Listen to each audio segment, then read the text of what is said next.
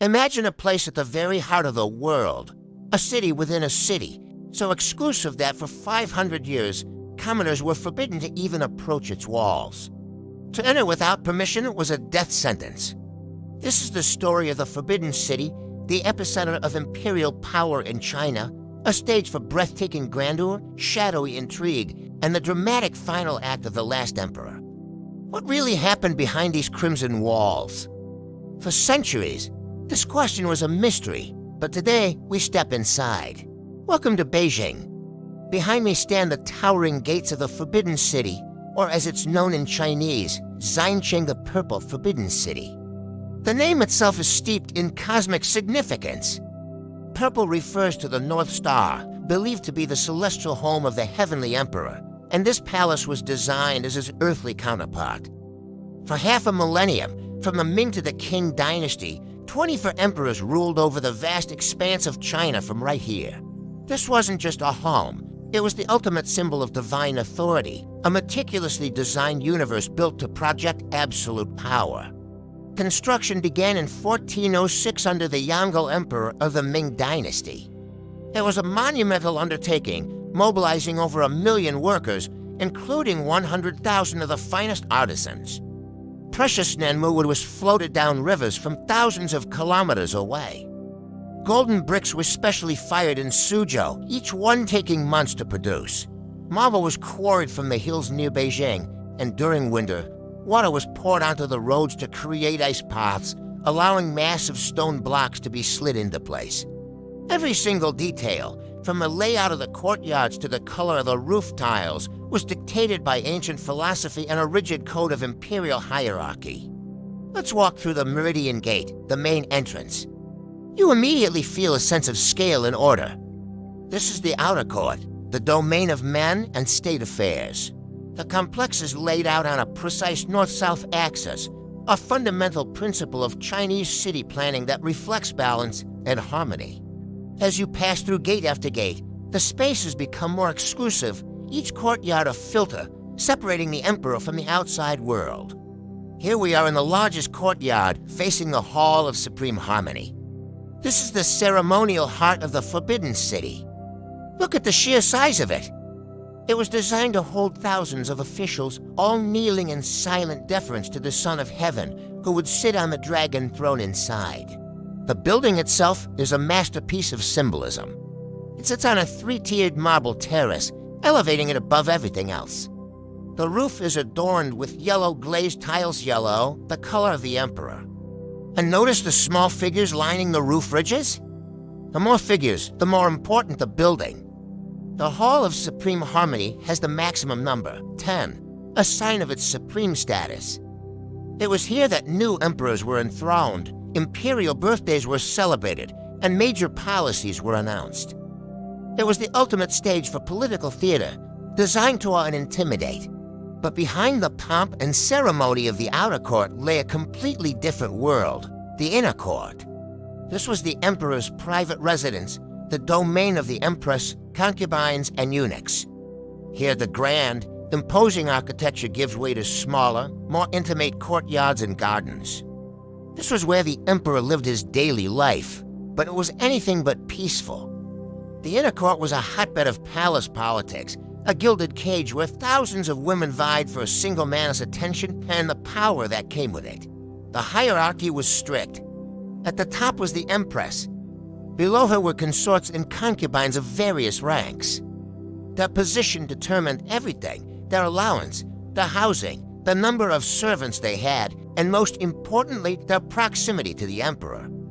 A moment of imperial favor could elevate a woman's entire family, while a fall from grace could mean a lifetime of lonely isolation in a remote corner of the palace known as the Cold Palace. The competition was fierce and often ruthless. Stories abound of secret rivalries, poisonings, and conspiracies hatched in the quiet corridors of the inner court. To survive, a woman needed more than just beauty. She needed intelligence, cunning, and powerful allies. One of the most powerful figures in this world was Empress Dowager Cixi. She began as a low-ranking concubine, but through masterful political maneuvering, effectively ruled China from behind the curtain for nearly half a century. From her chambers here in the inner court, she held audiences, made decisions, and controlled the fate of the Qing dynasty during a time of immense internal and external pressure. Her story is a testament to the hidden power dynamics that shaped history from within these walls. And who managed this labyrinthine world? The eunuchs. Castrated men who served the imperial family, they were the only males, aside from the emperor and his infant sons, allowed to live in the inner court. They acted as a bridge between the emperor and his officials, controlling access, delivering messages, and managing the palace's daily operations. Some eunuchs became incredibly powerful, amassing vast wealth and influence, sometimes even manipulating the emperor himself. They were the eyes, ears, and hands of the imperial court, the keepers of its countless secrets. But the Forbidden City wasn't just about power and people, it was a treasure trove of art and culture. The emperors were avid collectors, and the palace housed an unparalleled collection of paintings, calligraphy, ceramics, and jade. Each object tells a story reflecting the refined tastes and cultural achievements of the dynasties. The Palace of Heavenly Purity, once the emperor's residence, and the Hall of Mental Cultivation, where later emperors worked and slept, were filled with these priceless artifacts. Today, many of these treasures are preserved in palace museums in both Beijing and Taipei, offering a dazzling window into China's imperial past. Now let's step into the Imperial Garden. Located at the northern end of the palace, this was a private retreat for the imperial family. Unlike the formal, symmetrical layout of the main courts, the garden is a whimsical landscape of ancient cypress trees, intricate rockeries, and elegant pavilions. It was a place for contemplation and leisure, a small pocket of nature within the heavily fortified city. Yet even here, you can't escape the symbolism. The arrangement of rocks and water was designed according to Taoist principles meant to represent a miniature cosmos and encourage a search for immortality. For centuries, the Forbidden City seemed impregnable, a world unto itself. But no dynasty lasts forever. By the early 20th century, the Qing dynasty was crumbling. Internal rebellions and foreign invasions had weakened its foundations. In 1911, a revolution swept across China, and the old imperial system collapsed. The following year, the last emperor, a 6-year-old boy named Puyi, was forced to abdicate. The story of Puyi is one of the most tragic in the Forbidden City's history. Enthroned at the age of 2, he was a prisoner in his own palace. After his abdication, he was allowed to continue living in the inner court for several years, a bizarre arrangement where he retained his imperial title but held no power. He lived a surreal existence, surrounded by eunuchs and traditions that no longer had any meaning in the new Republic of China. In 1924, he was finally expelled from the city that had been his only home. The Forbidden City, for the first time in 500 years, was empty of its divine ruler. Its doors, once sealed to the world, were slowly opened to the public. Today, the Forbidden City is no longer forbidden. It's the Palace Museum, one of the most visited cultural sites in the world. Millions of people walk through its gates every year, marveling at its architecture and imagining the lives lived within. Yet, even with crowds of tourists, the palace retains an aura of majesty and mystery. As you walk through these vast, silent courtyards, you can almost hear the echoes of history, the rustle of silk robes, the whispered plots of courtiers, the lonely sigh of an emperor. The Forbidden City is more than just a collection of beautiful buildings.